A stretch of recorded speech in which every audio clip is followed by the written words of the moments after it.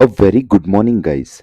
For 5 straight days, this market only knew one direction: up, up, up, and up. And then Friday, the streak broke. But here is the strange part: it didn't break because of war or crash or some scary headline out of America. It broke because of one company in Ireland you have probably never traded in your life. This is the Tanmay Edge. You are listening to episode 65. This is the season 2. I am Tanmay Kurtagoti. Let's go. Let me set the scene. Guys, Friday the Nifty closed at 24,013, down 155 points, about half a percent. The Sensex fell 607 points to 76,802. After 5 green days in a row, the first red one happened.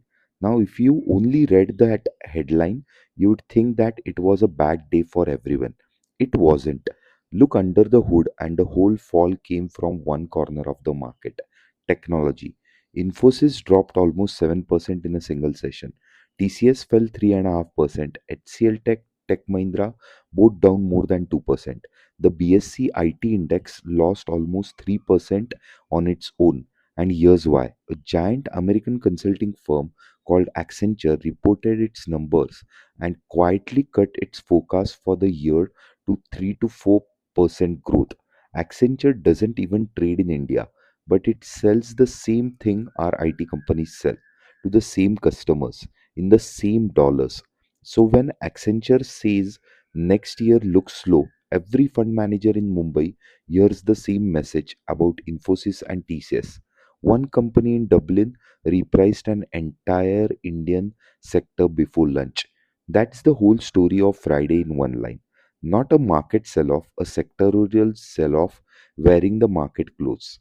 But now here's what makes Monday interesting. While technology was bleeding, the rest of the market quietly held the line. Power Grid was up, NTPC was up, Bharti Airtel, Titan, ITC all green.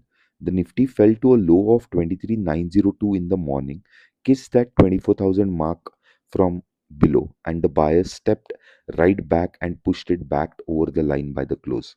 So the question for today is simple. Friday was a panic in IT.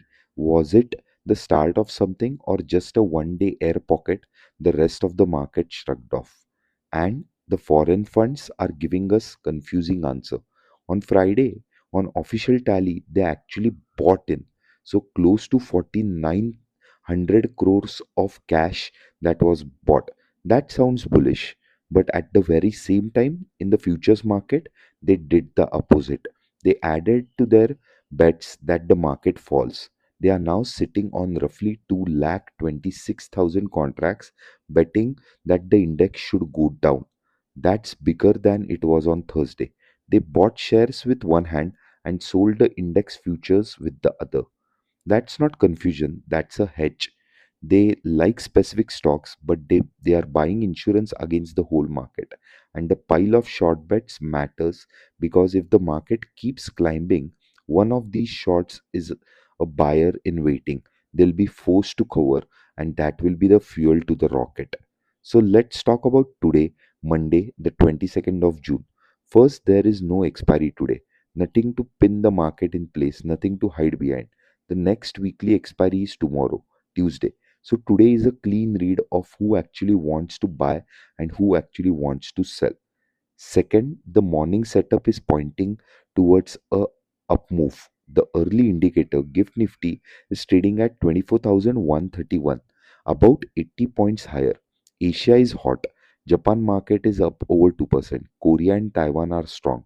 America was shut on Friday for a holiday, but it closed strong the day before. So the wind is at the bull's back this morning. And here's my map for the day.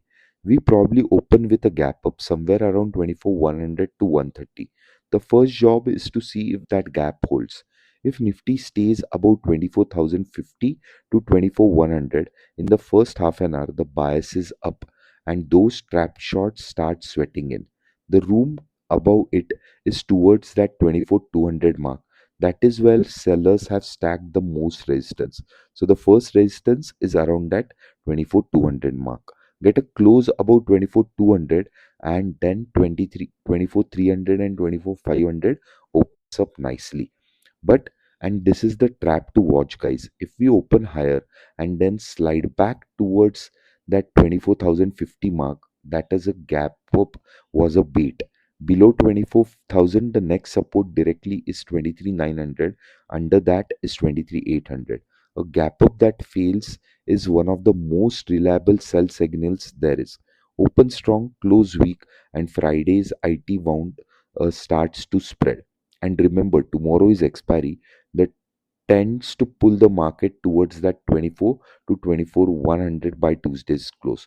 So today's setup day, don't chase the opening candle. Let the first 30 minutes tell you whether the gap is real or not.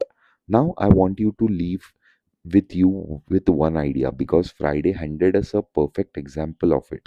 On Friday, Reliance held its big annual meeting. The news was fantastic. Record profits for the year, over 95,000 crores, and they filed the papers for Jio IPO public listing as well. The IPO everyone has been waiting for years. Genuinely used, genuinely good news, and the stock fell 1.4%. How? How does a company post a record profit, announce its biggest IPO, and the stock goes down? Because the market doesn't trade the news, it trades the surprise. Everybody already expected the record profit. Everybody already knew that Geo was coming in. All of the good news was already sitting inside the price, bought up weeks and months in advance by the people front running exactly this announcement. So when the news finally arrived, there was no left to buy. The people who had been waiting for the announcement used it to sell and take profit. There's an old line for this: buy the rumor, sell the news. When everyone already knows it's coming, the announcement isn't the entry, it's the exit. Remember that. So, the next time you see a great headline and you are tempted to chase the stock market, ask yourself one question. First, is this the news or a surprise? If the whole market already expected it, you might be the last one buying it, right as the smart money is handing you the back. So here's where we land for Monday, guys. The streak broke, but only IT broke it. 24,000 has held the test on Friday. This morning hands the bulls a gap up and a tailwind from Asia. Now the gap up has to prove itself in the first half an hour. About 24 100, which is the flip level, gamma flip level, and holding the shorts are fueled towards that 24 200 mark. Below it, back towards that 24,000, and the trap snapshots towards 23 900. So that's not a prediction, that's preparation. You can track every one of these levels and listen to this show free and first on rupeecase.com. If this helped you walk into the open with a map instead of a guess, follow the show on Apple Podcast as well as Spotify. Share it with one trader friend who needs it right now. I'll see you tomorrow morning once again on expiry before the bell for Nifty's expiry. You just got earlier, guys. Bye.